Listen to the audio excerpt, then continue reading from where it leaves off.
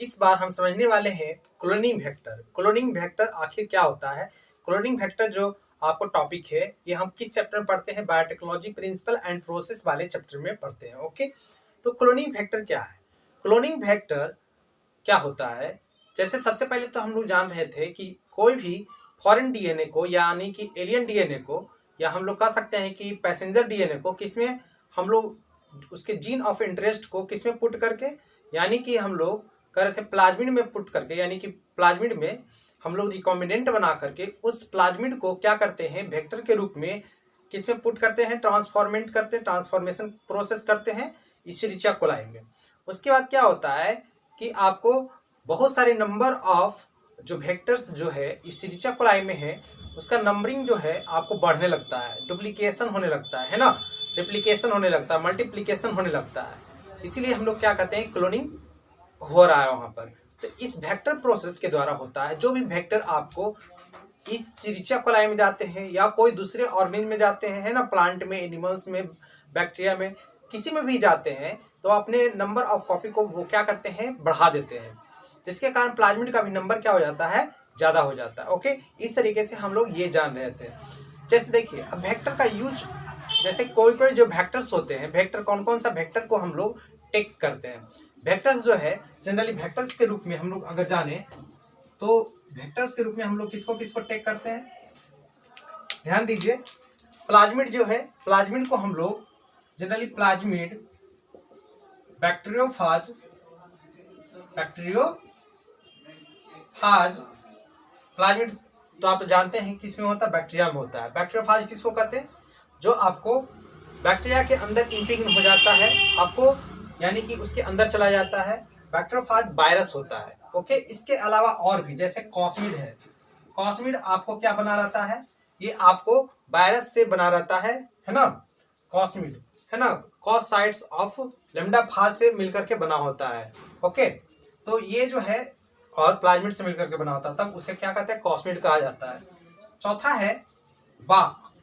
बाक का मतलब बैक्टीरियल आर्टिफिशियल क्रोमोजोम, है ना, तो इसे बाक्स कहते हैं। एक होता है याक।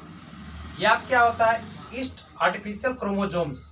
इसको ईस्ट के अंदर ही प्लाज्मिड पाए जाते हैं। ओके, प्लाज्मिड पूछे कि प्लाज्मिड किसके किसके अंदर में पाया जाता है, तो प्लाज्मिड जो है जनरली बैक्टीरिया और ईस्ट दोनों के अंदर पाए जाते हैं। यहाँ तक कि बहुत सारे वायरसेस हैं। इसके अलावा एक वायरस तो यहाँ पर पड़ा हुआ है, लेकिन बहुत सारे ऐसे वायरस है जिसका यूज हम लोग किसके रूप में करते हैं, वेक्टर्स के रूप में यूज करते हैं। ओके, अगर हम लोग अगर जान रहे हैं ये जो प्रोसेस है क्लोनिंग वेक्टर, अगर प्रोकैरियोटिक सेल और यूकैरियोटिक सेल दोनों होता है आपको वेक्टर के रूप में, अगर वेक्टर हम लोग कहते हैं कि वेक्टर को पुट करते हैं, तो इसे क्या कहा जाता है, सटल वेक्टर कहा जाता है ना। जैसे कोई भी वेक्टर से उसका यूज हम लोग क्या करेंगे, प्रोकैरियोटिक में भी और यूकैरियोटिक दोनों में हो रहा है, डेट इज क्या कहेंगे, सटल वेक्टर्स के नाम से जानेंगे। सटल वेक्टर्स कैसे लिखाता है, ध्यान दीजिएगा। सटल वेक्टर, सटल जो वेक्टर्स होते हैं, SHUTTLE, सटल, सटल वेक्टर, ये हुआ आपका क्या, that is subtle vector. Okay, अब जो है कोई कोई जो है जैसे कि प्लाज्मिड है, प्लाज्मिड अगर क्लोनिंग करते हैं तो प्लाज्मिड में जब हम लोग क्लोनिंग करते हैं तो ये अपने जैसा दो ही सेल को बना सकता है। जैसे मान जिसमें प्लाज्मिड रहेगा इशरिचिया कोलाई में, तो अपने जैसा मात्र 2 कॉपी ही बनाता है। लेकिन बैक्टीरियोफाज जो है अगर स्वतंत्र रूप में है, कोई भी सेल्स के अंदर है, तो बैक्टीरियोफाज का मात्रा ज्यादा होने के कारण नंबर ऑफ क्लोनिंग जो है बैक्टीरियोफाज ज्यादा बनाता है। लेकिन अगर मान लेते एक ही बार में अगर दोनों में आपको, दोनों को आपको पुट किया गया है, तो दोनों में एक ही प्रकार का क्या होगा, नंबर ऑफ क्लोन बनेगा। ओके, नंबर ऑफ क्लोनिंग बनेगा।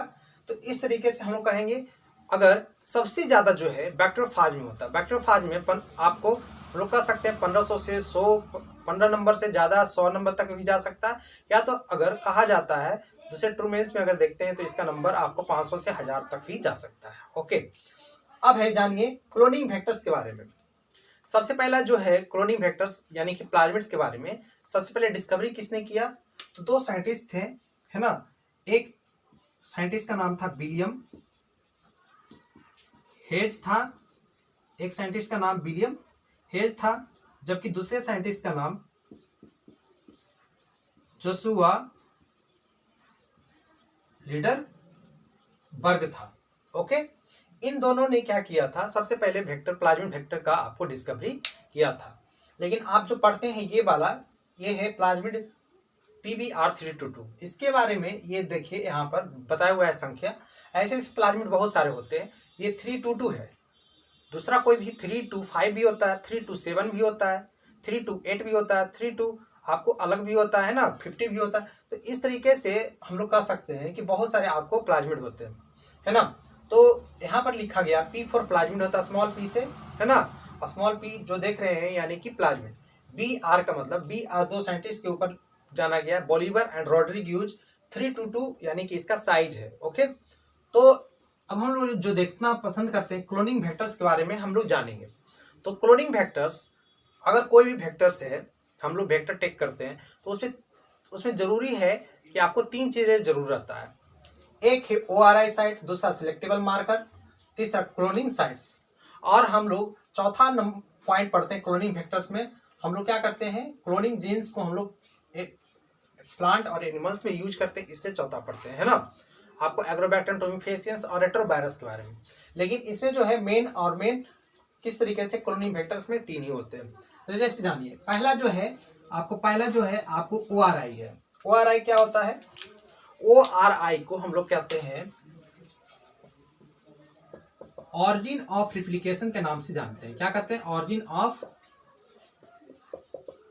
रिप्लिकेशन के नाम से जानते हैं।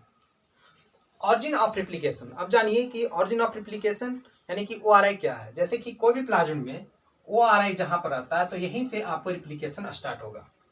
नंबर ऑफ जो ORI है प्रोकैरियोटिक सेल में एक होता है, जबकि यूकैरियोटिक में आपको एक से ज्यादा होते हैं। ओके, तो इस तरीके से हमने बताया कि that is origin of replication. अब हम लोग जैसे ऑरिजिन ऑफ रिप्लिकेशन में क्या होता है कि कोई भी हम लोग लोकल नहीं, पैसेंजर डीएनए को यानी कि फॉरेन और एलियन डीएनए को, कोई भी एलियन डीएनए को जब हम लोग आपको वेक्टर में पुट करते हैं तभी आपको उसका ORI साइट आपको समझ में आता है, तब आपका रिप्लिकेशन होता है, रिप्लिकेशन हो पाता है। या तो सीधे जीनोम से रिसिपिएंट है तब आपको वहाँ पर रिप्लिकेशन होगा।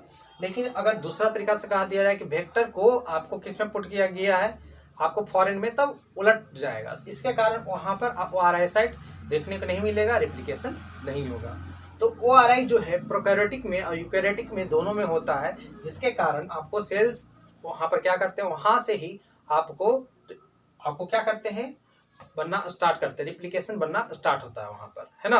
वहाँ पर टेम्पलेट फॉर्म होता है, टेम्पलेट, तो उस तरीके से वहाँ पर क्या करेंगे, रिप्लिकेशन स्टार्ट होगा, मल्टीप्लाई स्टार्ट होगा। ओके, डीएनए का। अब जो है दूसरा हम लोग जानते हैं सिलेक्टेबल मार्कर क्या है। सिलेक्टेबल मार्कर हम लोग किसे कहते हैं, जैसे कि बहुत सारे एंटीबायोटिक्स होते हैं। एंटीबायोटिक्स में एम्पिसिलिन, टेट्रासाइक्लिन, क्लोरामफेनिकोल, केनामाइसिन, बहुत सारे ऐसे क्या होते हैं आपको एंटीबायोटिक्स होते हैं। वो एंटीबायोटिक्स क्या कहलाते हैं, सिलेक्टेबल मार्कर कहलाते हैं। अब उस सिलेक्टेबल मार्कर में दो चीज को पहचानना होता है, एक ट्रांसफॉर्मेंट को, एक नॉन ट्रांसफॉर्मेंट को, है ना। तो क्या होता है सिलेक्टेबल मार्कर में जनरली दो चीज हम लोग को आइडेंटिफाई करना होता है और उसे आपको एलिमिनेट करना होता है। तो अगर देखते हैं कि किस में एलिमिनेट करना पड़ता है, ट्रांसफॉर्मेंट जो होते हैं, अगर ट्रांसफॉर्मेंट पता चल जाता है तो उसको नॉन एलिमिनेट किया जाता है, यानी कि एलिमिनेट नहीं करना पड़ता, हटाया नहीं जाता है, लेकिन नॉन ट्रांसफॉर्मेंट को हटा दिया जाता है। तो पहले समझेंगे कि ट्रांसफॉर्मेंट और नॉन ट्रांसफॉर्मेंट होता क्या है। तो ट्रांसफॉर्मेंट, दूसरा है आपका नॉन ट्रांसफॉर्मेंट। ट्रांसफॉर्मेंट जो होते हैं वो रिकॉम्बिनेंट होते हैं, और ये जो होता है नॉन ट्रांसफॉर्मेंट जो होते हैं नॉन रिकॉम्बिनेंट होते हैं। रिकॉम्बिनेंट आपको मैं पहले ही बता दिया हूँ कि आपको रिकॉम्बिनेंट और नॉन रिकॉम्बिनेंट क्या है। ओके, ट्रांसफॉर्मेशन से पहले दो अलग अलग जेनेटिक मटेरियल को मिला दिया जाता है, तो दोनों को मिलाने पर एक अलग प्रकार का आपको जेनेटिक कॉम्बिनेशन देखने को मिलता है, तो उसे रिकॉम्बिनेंट कहा जाता है। तो यहाँ पर अगर इस प्लाज्मिड में हम लोग अगर देखेंगे कि अब जैसे बैम H1 है, सेल H1 है, दोनों अलग अलग है ना, एक ही प्रकार का नहीं है, तो हम लोग समझेंगे कि ये क्या है, दैट इज रिकॉम्बिनेंट है। ओके, इस प्रकार का रिस्ट्रिक्शन एंजाइम रहेगा तो हम लोग समझेंगे कि डेट इज क्या है, रिकॉम्बिनेंट है, अलग अलग है। एम्पेसिलिन पर अलग है, टेट्रासाइक्लिन पर अलग है, तो डेट इज क्या समझा जाएगा, रिकॉम्बिनेंट समझा जाएगा। रिकॉम्बिनेंट का मतलब दूसरे दूसरे प्रकार के डीएनए, जैसे कि यहाँ पर जो देख रहे हैं इसका जेनेटिक मैटेरियल अलग होगा, यहाँ पर इसका जेनेटिक मैटेरियल अलग होगा, है ना। तो इस तरीके से रिकॉम्बिनेंट, तो इसको एलिमिनेट नहीं किया जाएगा। लेकिन जो है नॉन रिकॉम्बिनेंट क्या होता है, जैसे जिसको रिकॉम्बिनेंट नहीं बनाया गया है, आपको जनरल है, नॉर्मल है, तो जैसे कि यहाँ पर अगर हम लोग देखेंगे कुछ दूसरे प्रकार का इसको हटा दिया गया, मान लेते हैं कि यहाँ पर इसे हटा दिया गया है ना, पैम H1 को हटा दिया गया, सेल 1 को हटा दिया गया, है ना। यहाँ पर आपको इंसुलिन ले लिया गया, क्या ले लिया गया, इंसुलिन ले लिया गया, तो ये क्या होगा, डेट इज नॉन रिकॉम्बिनेंट को शो करेगा। किसको शो करेगा, नॉन रिकॉम्बिनेंट को शो करेगा। कौन नॉन रिकॉम्बिनेंट को शो करेगा, तो यहाँ पर टेट्रासाइक्लिन नॉन रिकॉम्बिनेंट हो जाएगा। यहाँ पर एम्पिसिलिन के पास क्या है, दोनों हैं, तो इसीलिए यहाँ पर ये ट्रांसफॉर्मेंट है। ट्रांसफॉर्मेंट होने के कारण हम लोग कहेंगे यानी कि ये रिकॉम्बिनेंट है। तो यहाँ पर ट्रांसफॉर्मेंट क्या है, एम्पिसिलिन है, जबकि ये क्या है, टेट्रासाइक्लिन, किसको रेफर कर रहा है, नॉन ट्रांसफॉर्मेंट को, यानी कि नॉन रिकॉम्बिनेंस को, यानी कि नॉन रिकॉम्बिनेंट को। ओके, तो अगर मान लेते हैं, अब जो है जनरली एम्पिसिलिन और टेट्रासाइक्लिन में यहाँ पर देखेंगे कि ग्रोथ जो मेथड है, ग्रोथ जो होगा, है ना, तो ग्रोथ जो है आपको सेल का अगर देखेंगे कल्चर ग्रोथ अगर देखते हैं तो कहाँ पर होगा, तो जहाँ पर रिकॉम्बिनेंट होगा वहाँ पर कल्चर होगा, और जहाँ पर रिकॉम्बिनेंट नहीं है वहाँ पर कल्चर नहीं होगा। तो यहाँ पर कल्चर जो होगा नहीं होगा, यहाँ पर कल्चर होगा, क्योंकि यहाँ पर जिस कतर से एम्पिसिलिन के लिए दोनों उपयुक्त जो भी आपको रिस्ट्रिक्शन एंजाइम है जो प्रेजेंट है, लेकिन यहाँ पर टेट्रासाइक्लिन के लिए उपयुक्त नहीं है। अब दूसरे तरीके से समझते हैं कि मान लेते हैं कि यहाँ पर जनरली हम लोग क्या करते हैं, ध्यान से समझेंगे, यहाँ पर बैम H1 जो था वो है और यहाँ पर सेल 1 है। मान लेते हैं कि यहाँ पर से इसे हटा दिया जाए, तो अब दूसरे चीज को यहाँ पर ला करके पुट कर दिया जाए, है ना, कोई पार्टिकुलर जेनेटिक मैटेरियल को पुट कर दिया जाए, तो अब जो है एम्पिसिलिन पर से एम्पिसिलिन के पास क्या होगा, कल्चर मीडियम में ग्रोथ नहीं होगा, है ना। लेकिन यहाँ पर टेट्रासाइक्लिन के पास अभी है, तो यहाँ पर जो ग्रोथ होगा, है ना, ग्रोथ कल्चर आपको होगा।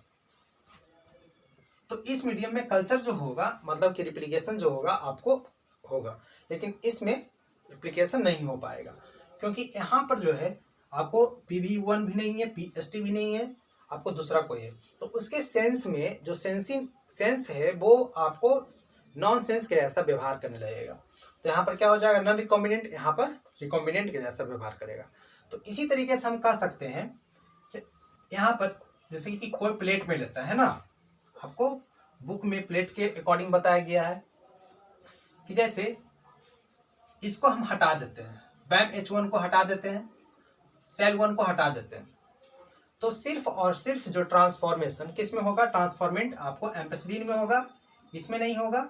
लेकिन अगर कहा जाए कि नॉन ट्रांसफॉर्मेंट्स कहाँ कहाँ ग्रोथ करेगा, यानी कि जनरल डीएनए, तो दोनों में आपको ग्रो करेगा। यहाँ भी नॉन ट्रांसफॉर्मेंट की अगर बात करें तो दोनों की तरफ ग्रोथ करेगा। तो ये ट्रांसफॉर्मेंट है, ट्रांसफॉर्मेंट ग्रोथ करेगा, ये नॉन ट्रांसफॉर्मेंट यहाँ भी ग्रोथ करेगा, नॉन ट्रांसफॉर्मेंट यहाँ भी ग्रोथ करेगा, दोनों तरफ आपको नॉन ट्रांसफॉर्मेंट ग्रोथ करेगा, लेकिन ऊपर वाले में ट्रांसफॉर्मेंट जो है ग्रोथ नहीं करेगा। ओके, इस तरीके से प्लेट पर लेंगे तो प्लेट पर इस तरीके से आपको बताया गया होगा, डायग्राम में टीचर बताते होंगे कि यहाँ पर हम लोग सर्टेन प्रोटीन्स को रखते हैं एम्पिसिलिन मीडियम में तो ग्रोथ होगा, फिर उसको हम लाएंगे कहाँ पे, टेट्रासाइक्लिन में, फिर इसको हम लाते हैं टेट्रासाइक्लिन में, तो टेट्रासाइक्लिन में लाते हैं तो यहाँ पर ग्रोथ नहीं होगा। ओके, तो इस तरीके से बताते होंगे, है ना। ये आपको किसके लिए, एम्पिसिलिन रेजिस्टेंट के लिए, ये टेट्रासाइक्लिन रेजिस्टेंट के लिए, टेट्रासाइक्लिन रेजिस्टेंट के लिए। इस तरीके से आप लोग समझते होंगे सिलेक्टेबल मार्कर। तो नॉर्मली जो है ई कोलाई जो है, यहाँ पर ई कोलाई क्लोनिंग वेक्टर में आपको जनरली आपको क्या देखने को मिलते हैं, एंटीबायोटिक रेजिस्टेंट देखने को मिलते हैं। तो ये है सिलेक्टेबल मार्कर। अब क्लोनिंग साइट्स क्या होता है, क्लोनिंग साइट्स के बारे में समझेंगे। क्लोनिंग साइट्स जो है E coli R1, CLA1, HIND31, BAMH1, SEL1, PVU second, PST1, PVU1, ये सब क्या है, डेट इज क्लोनिंग साइट है। ओके, यहाँ पर जो देख रहे हैं ये सब बहुत सारे जितने भी है रिस्ट्रिक्शन एंजाइम है, क्या है ये क्या है, रिस्ट्रिक्शन एंजाइम है। वहां पर क्या होगा, उसका क्या होगा, क्लोन तैयार होगा, बन करके तैयार होगा, है ना। अब दूसरी बात है, तो ये हमने बताया, एक चीज हमने नहीं बताया, ध्यान दीजिएगा, इंसर्शनल इनएक्टिवेशन क्या होता है। जैसे कि यहां पर हम इंसुलिन को पुट कर देते हैं, इंसुलिन को पुट कर दिए तो ये क्या हो गया, नॉन ट्रांसफॉर्मेशन यहां पर बंद हो गया। इसके कारण क्या हुआ, ये एक्टिवेशन जो है टेट्रासाइक्लिन का खत्म हो गया। इसीलिए इस जगह को हम लोग क्या कहेंगे, इंसर्शनल इनएक्टिवेशन कहेंगे। क्या कहेंगे, इंसर्शनल INSERTIONL, इंसर्शनल इनएक्टिवेशन के नाम से जानेंगे, है ना।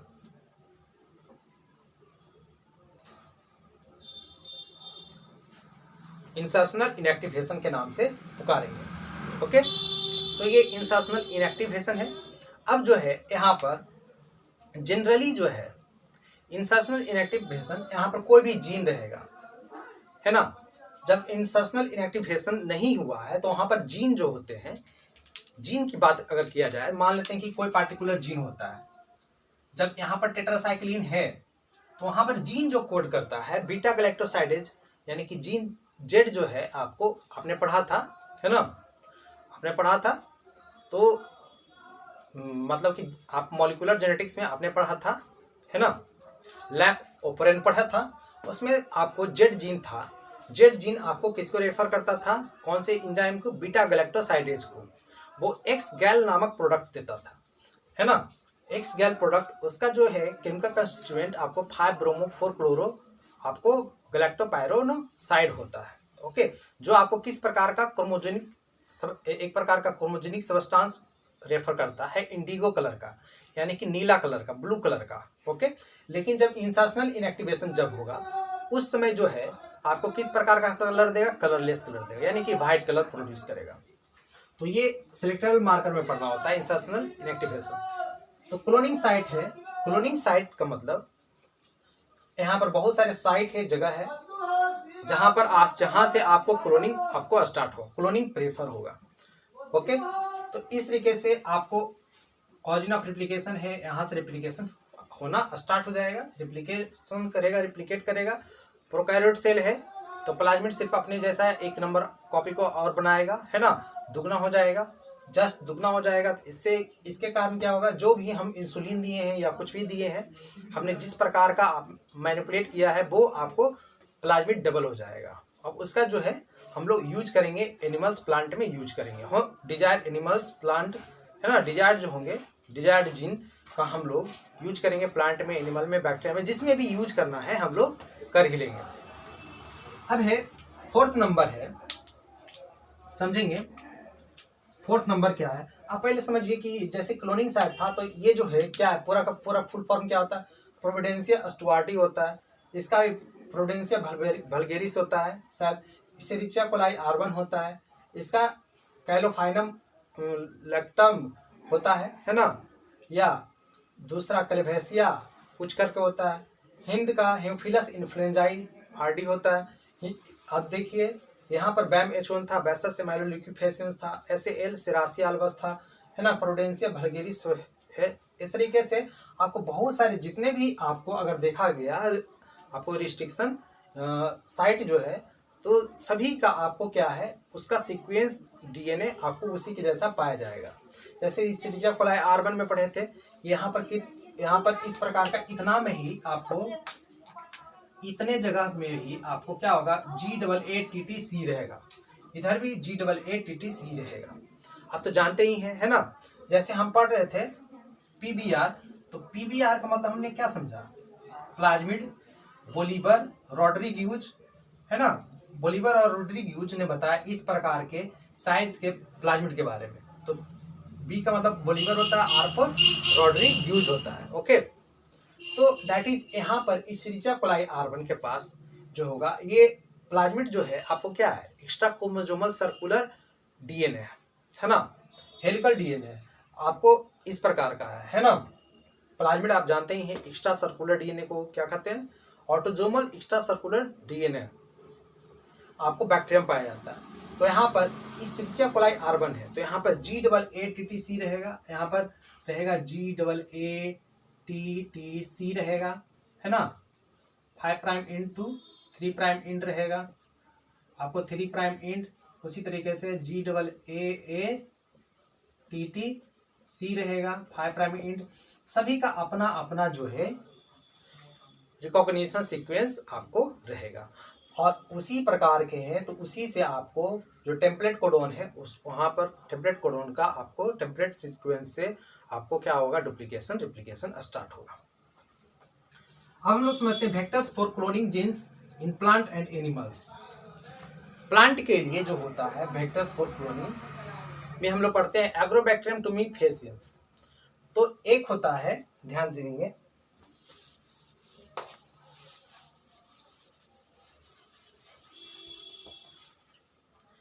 एक होता है एग्रोबैक्टीरियम ट्यूमिफेसियंस। एग्रोबैक्टीरियम ट्यूमिफेसियंस क्या होता है, ये एक प्रकार का नेचुरल बैक्टीरिया होता है। और ये क्या होता है PBR, ये आर्टिफिशियल होता है, आर्टिफिशियल प्लाज्मिड होता है, जस्ट लाइक नेचुरल के जैसा। एग्रोबैक्टीरियम ट्यूमिफेसियंस क्या है, एक बैक्टीरिया है जो आपको कहाँ पर, डाइकोट जो प्लांट होता है, डाइकोट प्लांट के आपको रूट में आपको पाया जाता है, आपको रूट में आपको पाया जाता है। और रूट में पा जाता है वो क्या बनाता है, बड़ा बड़ा आपको ट्यूमर बना देता है, ठीक है, जिसके कारण ट्यूमर बनता है। ट्यूमर कैसे बनता है, इसमें ट्यूमर इंड्यूसिंग प्लाज्मिड पाया जाता है, TI प्लाज्मिड पाया जाता है, जिसमें ट्रांसफर DNA होता है, tDNA पाया जाता है, जो क्या करता है, एक प्रकार का केमिकल्स निकालता है, जिसे क्या कहते हैं, ओपाइंस कहते हैं। ओपाइंस कब निकलता है, हार्मोनल डिस्टर्बेंस के कारण निकलता है। ओके, तो इसका यूज कहाँ करते हैं, इसका यूज देखिए डाइकोट, देखिए बांटेड प्लांट पे हमको जिसको यूज है वहां पर हो रहा है। तो अब हम इसका यूज ऐसा जगह पर करेंगे कि कोई प्लांट है, खराब प्लांट है हमारे लिए, तो उसका यूज करेंगे, वहां पर ट्यूमर बनाएंगे तो प्लांट खराब, जैसे प्लांट है, जैसे खरपतवार है, हमारे खेतों में खरपतवार है, बीड्स है, वो नहीं होना चाहिए। तो उस प्लांट में हम लोग क्या करेंगे, इस प्रकार का जो है एग्रोबैक्टीरियम ट्यूमिफेसियंस को पुट करेंगे, ताकि जो है उसमें ट्यूमर बन करके वो खरपतवार बीड्स जो है खत्म हो जाए।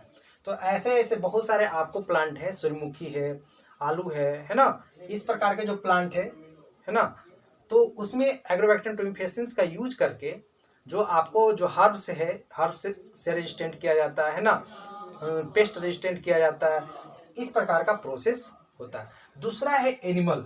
एनिमल में आपको जैसे कि देखिए, एनिमल के लिए रिलेटेड रेट्रोवायरस होता है। रेट्रोवायरस क्या करता है, कैंसरस सेल बनाता है, कैंसरस सेल बनाता है, इस कैंसरस सेल बनाता है रेट्रोवायरस। तो हम लोग इसको मॉडिफाई करके हम लोग किस में पुट करते हैं, आपको प्लांट में, एनिमल में प्रोड्यूस आपको क्या करते हैं, इसमें इंड्यूस करते हैं। प्लांट में, एनिमल में, बैक्टीरिया में हम लोग इसमें इसका जो डिजायर जीन है हम लोग उसको पुट करते हैं और हम लोग इस तरीके से उसका यूज कर पाते हैं, है ना। इसके डिसआर्म को मिटा करके हम लोग यूज करते हैं रेट्रोवायरस का, ताकि जो है ये रेट्रोवायरस हमारे लिए पहले खराब था, उसके बाद हमें अच्छे तरीके से उसका यूज हो पाए। तो बायोटेक्नोलॉजी क्या होता है, बायोटेक्नोलॉजी में जो खराब हो रहा है तो उसको सुधार करके अच्छे के लिए यूज करना पड़ता है, यही है बायोटेक्नोलॉजी, है ना। तो जेनेटिक इंजीनियरिंग के बदौलत ये सब जो प्रोसेस है काफ़ी हद तक जो है मॉडर्न जेनेटिक इंजीनियरिंग अगर देखते हैं, मॉडर्न बायोटेक्नोलॉजी में ये सब काफ़ी सुधार आया है। इस तरीके से हमने बताया आज का जो टॉपिक था क्लोनिंग वेक्टर था। तो क्लोनिंग वेक्टर्स में मैंने ये आपको पॉइंट बताया। धन्यवाद।